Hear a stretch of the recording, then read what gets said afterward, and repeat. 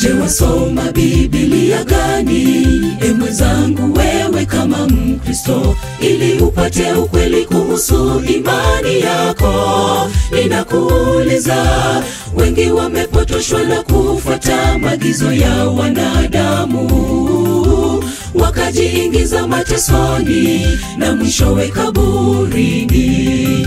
Je, wasoma Biblia gani, mwenzangu wewe kama Mkristo, ili upate ukweli kuhusu imani yako? Ninakuuliza, wengi wamepotoshwa na kufuata maagizo ya wanadamu, wakajiingiza matesoni na mwishowe kaburini. Dunia inawaya waya, inaomboleza mamia ya wafu wachimbwa kwenye makaburi Shakahola kwa kufuata mafunzo ya uongo.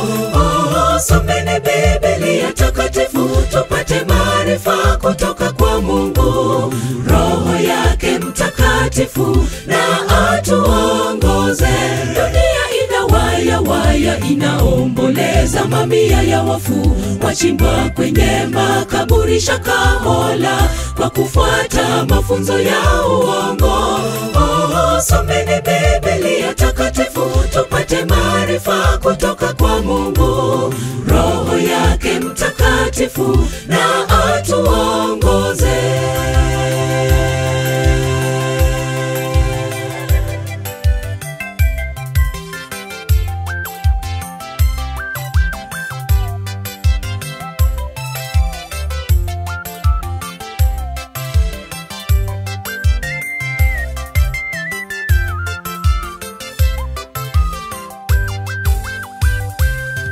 Haya yote tunayoyaona ni ishara kwamba dunia waisha. Muda kitambo tutamuona Yesu akija na utukufu mwingi kuwachukua wale waliolinda imani. Utakuwa wapi mchungaji uliyewapotosha watu?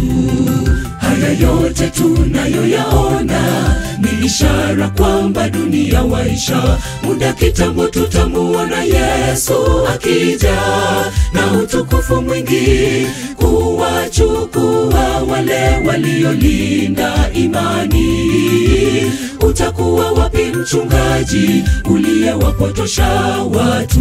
Dunia inawaya waya, inaomboleza mamia ya wafu wachimbwa kwenye makaburi Shakahola kwa kufuata mafunzo ya uongo. Someni Biblia takatifu tupate maarifa kutoka kwa Mungu. Roho yake Mtakatifu na atuongoze. Dunia inawaya waya, inaomboleza mamia ya wafu wachimbwa kwenye makaburi Shakahola kwa kufuata mafunzo ya uongo.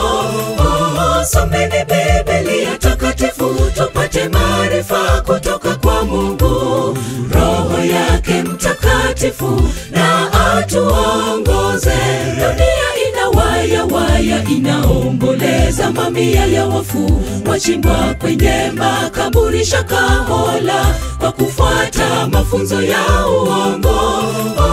Someni Biblia takatifu tupate maarifa kutoka kwa Mungu. Roho yake Mtakatifu na atuongoze.